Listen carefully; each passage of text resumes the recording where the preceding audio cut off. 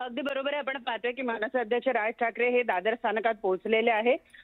Platform 2 वरनं ते या ठिकाणी जाणार आहेत अशी माहिती मिळते. त्यानुसार आपण आता पाहतोय की सगळेजण या ठिकाणी पोहोचलेले आहेत. ते ट्रेननी प्रवास करणार आहे. प्रवाशांबरोबर ते संवाद साधणार आहे. प्रवाशांना ते सांगणार आहे की कशा पद्धतीनं मतदार याद्या ज्या आहेत या शुद्ध करणं गरजेचं आहे. आणि आपण पाहतो आहोत की या ठिकाणी आता प्रचंड गर्दी झालेली आपण पाहतो आहोत. स्लो ट्रेननी जातील कदाचित राज ठाकरे, कारण रेल्वे प्रशासनाला जी माहिती दिली आहे त्यानुसार दोन्ही ठिकाणून कदाचित प्लॅटफॉर्म 2 वरनं स्लो ट्रेन पकडून जातील किंवा कदाचित प्लॅटफॉर्म 4 वरनं फास्ट ट्रेन पकडून सुद्धा ते जाऊ शकतात. त्या दृष्टीनं संपूर्ण व्यवस्था या ठिकाणी करण्यात आलेली आहे. शक्यतो राज ठाकरे हे स्लो ट्रेननी जातील असं दिसून येत आहे. आपण पाहतोय की मोठ्या प्रमाणावर प्रसार माध्यमांचे प्रतिनिधी कार्यकर्ते हे या ठिकाणी पोहोचलेले आहे. बरोबर आहे. आणि प्रणाली लोकांची क्षमा कर लोकांची पण गर्दी असणार आणि खूप वर्षांनी राज ठाकरे ट्रेननं प्रवास करतायत असं कळलं तर अर्थात अशी आशा करूया स्थानक परिसर सुद्धा त्यांच्या नजरेखालनं सुटणार नाही. अगदी खरं आहे. आणि त्यासाठी म्हणून सगळी व्यवस्था जी आहे ती करण्यात आलेली आहे. आपण पाहतो आहोत की या ठिकाणी सगळी व्यवस्था जी आहे ती करण्यात आलेली आहे. आणि एकूण आपण जर बघितलं तर जे सरकती जिने आहेत त्यांचा वापर करून मनसे अध्यक्ष आज या ठिकाणी जाणार आहेत. त्या दृष्टीने थोडीशी खरं तर कठीण सिच्युएशन होणार आहे, कारण सगळेच जे प्रसार माध्यमांचे प्रतिनिधी आहेत ते या ठिकाणून कसा प्रवास करतील हे खरं तर सांगणं कठीण आहे. अगदी अगदी. आणि लोकांची पण गर्दी असणार आहे त्यामुळे लोक बघायला मध्ये मध्ये येणार आणि ही सगळी गर्दी वाढत जाणार. तरी ट्रेनने प्रवास करणार आहेत, त्यांचे कार्यकर्ते पण ट्रेनने प्रवास करणार आहेत. त्यामुळे गर्दी बघता कसं नियोजन, हा जो 25 मिनिटांचा प्रवास असेल प्रणाली, या दृष्टीने पोलिसांनी आणि रेल्वे प्रशासनाने सगळी व्यवस्था करून ठेवलेली आहे. ते प्रयत्न करतायत की गर्दीचं नियोजन व्हावं आणि सगळ्या गोष्टी व्यवस्थित व्हाव्या. आपण आता पाहतो आहोत की सरकत्या जिन्यावरनं ते वर आलेले आहेत आणि हळूहळू सगळी व्यवस्था, कदाचित ट्रेन लोकल ट्रेन सगळे बसेपर्यंत थोडा वेळ थांबवली जाईल असं दिसतं आहे.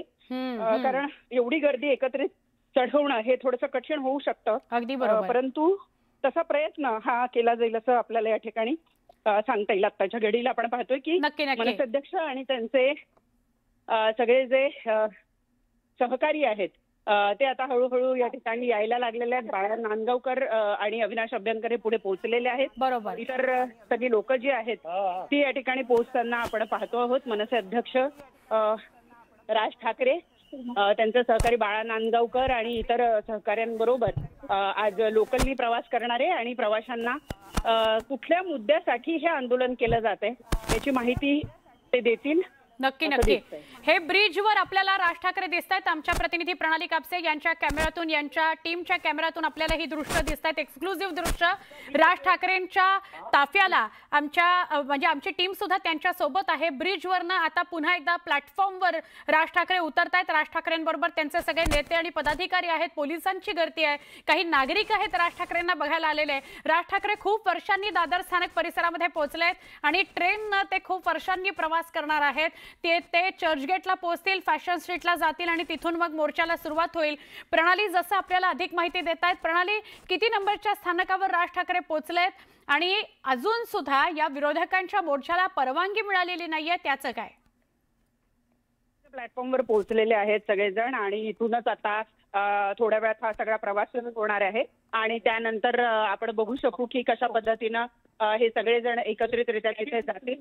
तुर्तास आपण पाहतो आहोत की आपण पाहतोय की सगळेजण प्लॅटफॉर्मवर पोहोचलेले आहेत, नेते मंडळी पोहोचलेले आहेत. खरं तर उपस्टेशन अधीक्षक यांचं कार्यालय बाजूलाच आहे. विनंती केली जाते आहे की जोपर्यंत पुढची ट्रेन येत नाही तोपर्यंत आपण तिथे थांबावं, परंतु तसं होईल असं दिसत नाही. मनसे अध्यक्ष प्लॅटफॉर्म 2 वर पोहोचलेले आहेत, ते पोहोचलेले आहेत. त्यामुळं पुढे कसं होत आहे ते आपण बघूया. नक्की नक्की. तुझ्या माध्यमातून ही दृश्य आपण बघतोय आणि काही नागरिकांशी ते बोलतील सुद्धा असं वाटतंय. स्थानकावर ते आता उभे आहेत. राज ठाकरे लोकलनं दादरहून चर्चगेटला जाणार आहेत. खूप वर्षांनी ते लोकलचा प्रवास करतायत. पोलिसांची पण गर्दी आहे, माध्यमांची गर्दी आहे. माध्यमांना राज ठाकरेंची प्रतिक्रिया हवी आहे आणि प्रेक्षकांपर्यंत ही दृश्य पोहोचवण्याकरताची सुद्धा लगबग आहे। सत्याचा मोर्चा होतोय विरोधकांचा। राज ठाकरे, उद्धव ठाकरे, काँग्रेसचे नेते सगळेच जण यात सहभागी होणार आहेत। स्वतः शरद पवार यात सहभागी होणार आहेत। पण राज ठाकरे खूप वर्षांनी लोकलनं प्रवास करतायत। प्रणाली आपल्या सोबत आहेत, त्यांच्याशी आपण बोलणार आहोत। प्रणाली, अनेकदा आपण पाहिलंय की शिवतीर्थहून शिवाजी पार्क पर्यंत सुद्धा गाडीनच जातात राज ठाकरे, पण आज मात्र त्यांचा खूप वर्षांनंतरचा ट्रेन प्रवास। त्यांनी असं ठरवलेलं आहे की आजचा प्रवास हा ते लोकलने करणार आहे, कारण लोकलमध्ये येणारे जे सर्वसामान्य मतदार आहेत त्यांच्यामध्ये जनजागृती करण्याचं किंवा त्यांना समजावून सांगण्याचा त्यांचा उद्देश आहे। आणि त्यासाठी म्हणून आपण पाहतोय की मनसे अध्यक्ष हे आज ट्रेननी प्रवास करणार आहे। मी थोडा वेळ थांबवते कारण आता ट्रेन आलेली आहे आणि या ट्रेनमध्ये आम्हाला चढायचं आहे। नक्की प्रणाली, थँक्यू प्रणाली, आपल्याला अधिक माहिती देत आहे। ट्रेननं प्रवास आमची टीम सुद्धा राज ठाकरेंबरोबर करणार आहे। दादर स्टेशन ते चर्चगेट असा हा प्रवास असेल आणि जसं राज ठाकरेंनी मेळाव्यामध्ये स्पष्ट केलेलं होतं की कुठेही वाहनांची, बसेसची, फोर व्हीलर्सची गर्दी होऊ नये म्हणून बहुतांश लोकांनी सार्वजनिक व्यवस्थेने, सार्वजनिक वाहतूक व्यवस्थेने प्रवास करावा। त्यामुळे त्यांनी असंही म्हटलं होतं की मी स्वतः सुद्धा ट्रेननंच दादर ते चर्चगेट प्रवास करणार आहे। ट्रेनमध्ये चढलेले आहेत राज ठाकरे। याच ट्रेनमध्ये जिथे सर्वसामान्य नागरिक रोज धक्के खातात, गर्दीतून प्रवास करतात, अनेकदा कपडे फाटतात, असा रोजचा त्यांना ऑफिसला जाण्याचा प्रवास करावा लागतो। आज राज ठाकरे या ट्रेननं प्रवास करतायत दादर ते चर्चगेट असा। त्यामुळे राज ठाकरे स्टेशनला पोहोचणं, स्टेशनवरनं ट्रेनमध्ये बसणं आणि तिथून मतचोरीच्या विरोधातला जो मोर्चा आहे त्याकरता जाणं, यात ते गर्दी, दुर्गंधी, चिखल हे सगळं स्थानकावर जे असतं त्यातूनही त्यांची नजर चुकणार नाही हे आपल्याला नक्कीच सांगता येईल। एखाद्या लोकप्रतिनिधीच्या नजरेत हे पडलं की त्यावर लगेच ॲक्शन घेतली जाते, म्हणून हे इथे नमूद करावं लागतं। विषय आहे मतचोरीचा। मतचोरीच्या विरोधामध्ये, मतदार याद्यांमधल्या घोळा विरोधात हे आंदोलन केलं जातंय, हा मोर्चा काढला जातोय। आमच्या प्रतिनिधी सुस्मिता आणि प्रणाली या दोघीही आपल्या सोबत आहेत, त्यांच्याशी आपण बोलणारच आहोत। आता जाऊया सुस्मिताकडे। सुस्मिता, लोकल प्रवास राज ठाकरेंचा सुरू झालाय, काय सांगाल? खरं तर राज ठाकरे यांचा लोकल प्रवास हा महत्त्वाचा म्हणावा लागेल, कारण गर्दीच्या वेळेमध्ये दादर लोकलला प्रवास करण्याचं धाडस असतं आणि दररोज अनेक मुंबईमध्ये प्रवास करणारे लोक हे धाडस करत असतात। तशाच पद्धतीनं आपण बघतोय की मोठ्या संख्येने जे प्रवासी आहेत, कार्यकर्ते आहेत ते आपल्याला दादर फलाटावरती पाहायला मिळतात।